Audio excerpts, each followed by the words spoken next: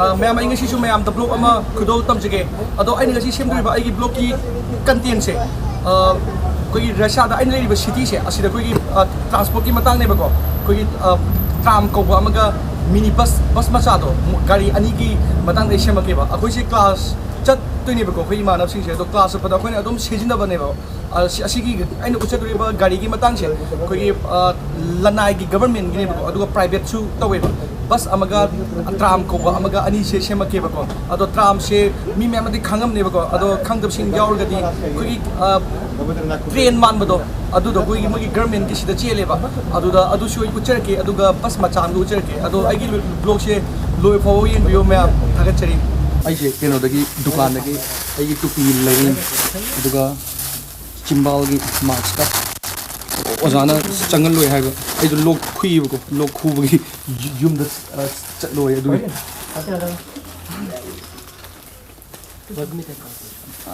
ये तो बात नहीं अशीष ने ट्राम से अशी ट्रेन माम मथक ओइस रोसी ताखला से तोंगे अदो आइना सिदा तोंगम द लाइसे साइसे कोई मी यमना तोंग द मफम ने मी खरा हांग दो दी मैम था बने दी मी काम तोंग बी दबे अदो सिटी मन दी मी यम तोंगे अदो मोगी सिट से असुमाइ तवे समर से फम अगो अखोई बरा पीरु दुने बे इशाना ने पीरु के तो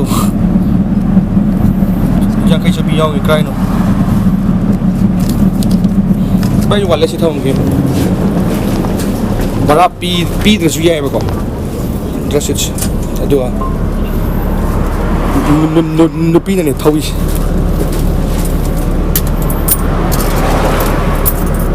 लपा के लोगे येंगे स्पेसिफिक लपा तराउम दे लोगे अशीशेको बड़ा पी दसु याबने को अदो अखोइने के बड़ा पी ददिको सिगी रिसीप से कोरियन कोई चेक तो लाखने बा मोई अहल नुमा अदो के याव ददि साथि चाउन थिरगा पनिशमेंट पी दनि अदो आइना आदगी तोंगप यायबा अदो साइदना आदगी तोंग तादे हाइदि सिटी मनदगी तोंग तादिको मी से फुल ओरबनिना सिसे मी मैम लेपनानेबा कोई युम की टाइप लेपनाबदो अदुगी आइना कोइना सिरोइना सही मफम से खरा हांग मफम ने आइना फजन पप्पा नमदबने ने कोइना ला मी मैम से लगा मुला असुंबा गाड़ी से असुंबा अथा से तो कोई सिटी मनुंग से के तारे सुंबा गाड़ी से सिटी मनुंग फावेबो कोई आम मनुंग हदि खरा सिटी दगी हाई थाबा दगी होरगा मनुंग को अदुम चटबलम गाड़ी सुंबा गाड़ी तो मी लम कोई गिदम सी जे सिटी मनुंग दो फाव दुने आइना कुंदा दो मफम दो अदुसु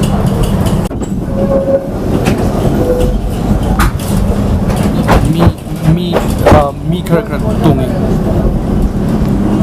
याम की मखादा लैसे सिंबसे कोई अने तोंगी ट्राम से मागी चेंबम ने सिस कोई ट्रेन गाड़ी की टाइप तोंगी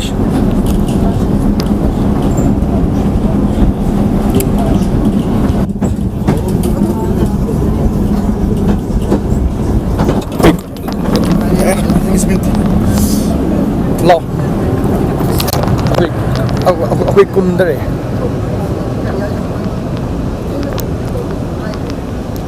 सामर से मनिंग वारी सारी माजे मोई ममागा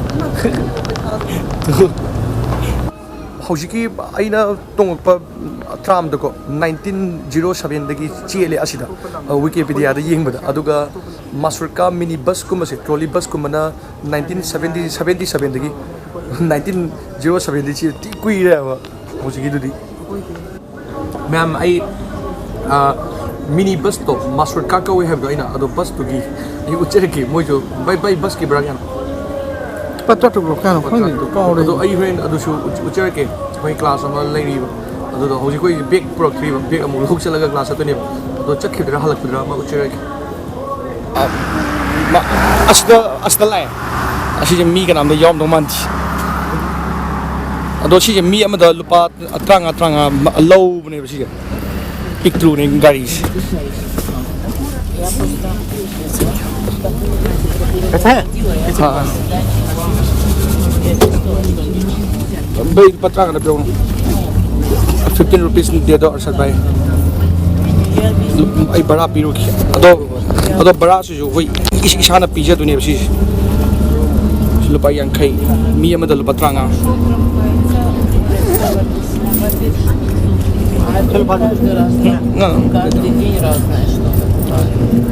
Акинаи 10 Сейга 60 Можно? Чит тебе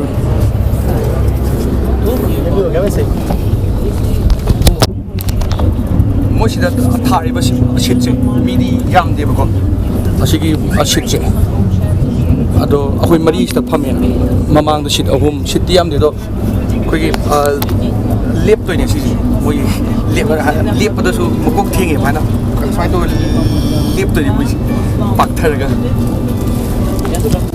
ꯑꯩꯈꯣꯏꯁꯦ ꯕꯁꯇꯒꯤ ꯀꯨꯝꯗꯔꯦ ꯑꯩꯈꯣꯏꯅ ꯀꯨꯝꯗꯐꯝꯗꯣ ꯍꯦꯟꯇꯣꯛꯑ ꯀꯨꯝꯗꯔꯦꯕ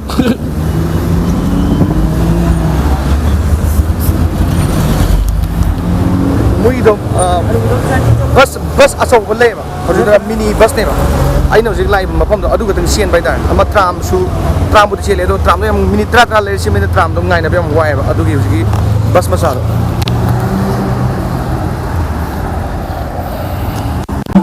ꯑꯩꯒꯤ ꯕ꯭ꯂꯣꯒꯁꯦ ꯁ꯭ꯋꯥꯏꯗ ꯂꯣꯏꯁꯤꯟꯖꯔꯒꯦ ꯉꯁꯤꯒꯤꯗꯤ ꯑꯩꯅ ꯈꯔ ꯎꯠꯆꯔꯤꯗꯣ ꯃꯌꯥꯝꯗꯣ ꯁꯨꯝ ꯁꯤꯌꯔ ꯇꯧꯖꯅꯤꯡꯕꯒꯤꯅꯦ ꯑꯁꯣꯏꯕ ꯌꯥꯎꯔꯁꯨ ꯉꯥꯛꯄꯤꯌꯨ ꯉꯁꯤꯒꯤꯗꯤ ꯁ꯭ꯋꯥꯏꯗ ꯂꯣꯏꯁꯤꯟꯖꯔꯒꯦ ꯃꯌꯥꯝ ꯃꯊꯪꯒꯤ ꯕ꯭ꯂꯣꯒꯇ ꯑꯃꯨꯛ ꯊꯦꯡꯅꯔꯁꯤꯀꯣ ꯑꯅꯧꯕꯁꯤꯡ ꯑꯣꯏꯔꯗꯤ ꯁꯕꯁꯀ꯭ꯔꯥꯏꯕ ꯇꯧꯕꯤꯔꯝꯃꯣ ꯑꯔꯤꯕꯁꯤꯡ ꯊꯥꯒꯠꯆꯔꯤ ꯍꯟꯊꯅ ꯀꯥꯏꯅꯔꯁꯤ ꯌꯥꯏꯐꯔꯦ Самажет. Как дела, бро? Нормально, ты? Хорошо. Вот работа. Это что? Пила. Ага. Это топор. И что делаешь ты? Работает. Работает. Ой, хорошо, мальчики. Мат табакам пал, не бас. Табак доли маги. Анова садра хара лай мой. 뭐 안노고 사들 그럴래 아라빅네 이제 노 알아가네 남이시 밥 마기 룸 데세 마 또다 레이 마기 라디오 마삼 탐이지 Что делаешь? Нет.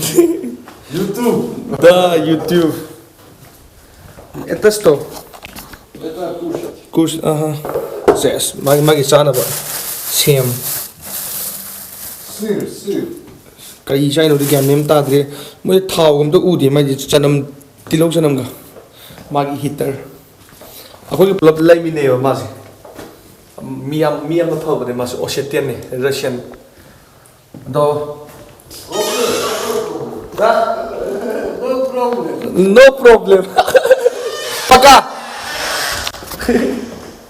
Aina blog sigo nirang lo sin biar ne aina mati ma kra hapak ado ke yo har kanda ai gi blog ko sumaina aina sumaina shebjab je blog si tik 50 sure ge ko blog yang kai chu bne ngasi je ado mayam na ai gi yeng bi dri basing ko atop blog yeng bi dri basing interest lei ba oi tar di adi yeng bi ro atop wa lo basing ai video yang kai namre blog na video 52 ne ba video ani amadi promotion gi ta thagat kre ko ado video si yang kai ni ba blog ya yang kai ni ai ji khangau kre ngasi swaina 72,000 subscriber krai hele ado ngasi blog 50 su blog ne tangkhai am jai gre video se ado yenghong dri basing na chan video na yeng video interest lei basing na ado ai ba subscriber anoba subscriber thagachari mathang da ai blog shemake mathang da su khoi pirol kamai lei gi to pirol lei ba har ga ina mathang da semje doi se ama shopping mall gumba branded gumba adum amta nati ba khoi yamna chamba khoi mori dukan da jon bu do khoi mori dukan ga haina bu do lambi manung da bam jon bu do adum di oi nei kamai jon gi do adu sui ucher ke mathang gi blog da ngasi gi di mam lapner se lo fogging bi gi thagachari bye bye subscribe to gram ses fazadi